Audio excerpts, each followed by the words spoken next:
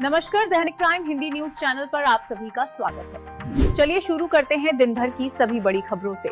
केंद्रीय जांच ब्यूरो कुलदीप सिंह सेंगर को दिल्ली उच्च न्यायालय द्वारा दी गई जमानत को चुनौती देने के लिए तैयार है।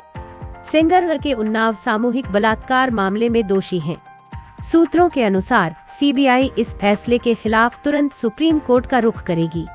दिल्ली उच्च न्यायालय ने उनकी आजीवन कारावास की सजा को निलंबित कर दिया था और उन्हें जमानत दे दी थी।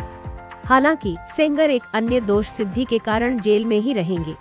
उन्नाव सामूहिक बलात्कार पीड़िता ने इस जमानत को अपने लिए मौत बताया है। वह सुरक्षा चिंताओं का हवाला देते हुए सुप्रीम कोर्ट में अपील करने की योजना बना रही है। यह कानूनी लड़ाई इस हाई प्रोफाइल मामले की चल रही जटिलताओं को उजागर करती है। डोनाल्ड ट्रंप के दूसरे कार्यकाल में टैरिफ अमेरिका की प्रमुख विदेश नीति का हथियार बन गया।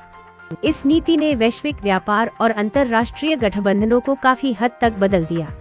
इसका मुख्य उद्देश्य घरेलू विनिर्माण को पुनर्जीवित करना और अमेरिकी उद्योगों की रक्षा करना था। हालांकि इस रणनीति ने अक्सर पारंपरिक सहयोगियों के साथ संबंधों में तनाव पैदा किया। इससे जवाबी कार्रवाई हुई और वैश्विक व्यापार में अस्थिरता बढ़ गई, जबकि कुछ अमेरिकी आर्थिक क्षेत्रों को बढ़ावा मिला। कुल मिलाकर परिणाम मिश्रित रहे। उपभोक्ता कीमतों और आपूर्ति श्रृंखलाओं पर दीर्घकालिक प्रभाव अभी भी बहस का विषय है। आलोचकों का तर्क है कि इस दृष्टिकोण ने प्रमुख भागीदारों को अलग थलग कर दिया और बहुपक्षीय व्यापार ढांचों को कमजोर किया। इसने आर्थिक प्रतिद्वंद्वियों के साथ तनाव भी बढ़ाया, जिससे एक अप्रत्याशित माहौल बना। क्या इन नीतियों ने वास्तव में अमेरिका को फिर से महान बनाया? यह सवाल अभी भी विश्लेषित किया जा रहा है। अमेरिकी प्रभुत्व पर इस टैरिफ केंद्रित विदेश नीति की विरासत अभी भी सामने आ रही है। भारत ने भगवान विष्णु की मूर्ति के कथित विध्वंस पर कड़ी आपत्ति जताई है। यह घटना कंबोडिया और थाईलैंड के बीच एक विवादित सीमा क्षेत्र में हुई। भारत ने इस कृत्य को अपमानजनक बताया है, सांस्कृतिक विरासत के महत्व पर जोर देते हुए। कंबोडिया ने थाईलैंड पर इस पूजनीय मूर्ति को नष्ट करने का आरोप लगाया है। हालांकि थाईलैंड ने इन आरोपों का खंडन किया है और चल रही हिंसा के लिए कंबोडिया को दोषी ठहराया है। क्षेत्र में नए सिरे से हुई झड़पों में दुखद रूप से अधिक लोगों की जान चली गई है। इसके अलावा संघर्ष के कारण लगभग 10 लाख लोग अपने घरों से विस्थापित हुए हैं। लंबे समय से चले आ रहे सीमा विवाद को सुलझाने के उद्देश्य से राजनयिक वार्ता ठप पड़ी है।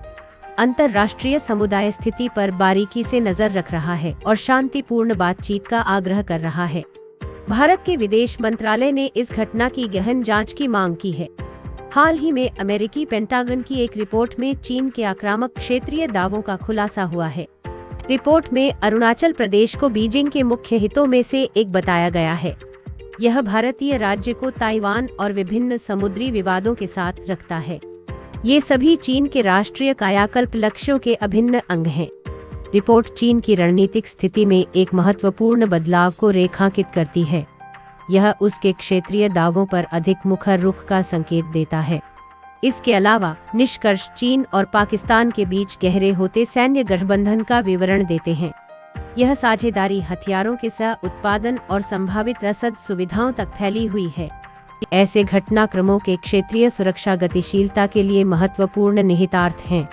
रिपोर्ट चीनी कम्युनिस्ट पार्टी के खिलाफ खतरों के प्रति चीन की तीव्र संवेदनशीलता पर भी जोर देती है। आर्टिफिशियल इंटेलिजेंस समुदाय में एक महत्वपूर्ण बहस छिड़ गई है, जिसमें इसके दो प्रमुख व्यक्ति आमने सामने हैं। मेटा एआई के मुख्य वैज्ञानिक यान लेकन ने हाल ही में यह कहकर बहस छेड़ दी कि एआई में सामान्य बुद्धिमत्ता की अवधारणा काफी हद तक एक भ्रम है। विभिन्न मंचों पर साझा किए गए इस विचार पर गूगल डीप माइंड के सीईओ डेमिस हसाबिस ने तुरंत सार्वजनिक रूप से पलटवार किया। हसाबिस ने लेखन को सार्वजनिक रूप से सुधारने के लिए सोशल मीडिया का सहारा लिया, यह कहते हुए कि मेटा एआई प्रमुख सामान्य बुद्धिमत्ता को सार्वभौमिक बुद्धिमत्ता के साथ भ्रमित कर रहे थे। हसाबिस के अनुसार मस्तिष्क और उन्नत एआई मॉडल अनुमानित ट्यूरिंग मशीनों के रूप में कार्य करते हैं, जो स्वाभाविक रूप से कुछ भी गणना योग्य सीखने में सक्षम हैं। उन्होंने जोर दिया कि यह क्षमता आर्टिफिशियल जनरल इंटेलिजेंस एजीआई की खोज का आधार है, एक ऐसा क्षेत्र जिसमें गूगल डीप माइंड भारी निवेश कर रहा है। यह आदान प्रदान एआई अनुसंधान परिदृश्य के भीतर एक मौलिक दार्शनिक विभाजन को उजागर करता है। जबकि लेखन का दृष्टिकोण वर्तमान AI प्रतिमानों की सीमाओं का सुझाव देता है। हसाबिस का प्रतितर्क मानव स्तर या सुपर मानव बुद्धिमत्ता प्राप्त करने के महत्वाकांक्षी लक्ष्यों को पुष्ट करता है। यह सार्वजनिक असहमति वास्तव में बुद्धिमान मशीनों को परिभाषित करने और विकसित करने में चल रही सैद्धांतिक और व्यावहारिक चुनौतियों को रेखांकित करती है। यह बहस गूंजती रहती है, जो शोधकर्ताओं और आम जनता दोनों को प्रभावित करती है कि अगली पीढ़ी के AI सिस्टम से क्या उम्मीद की जाए।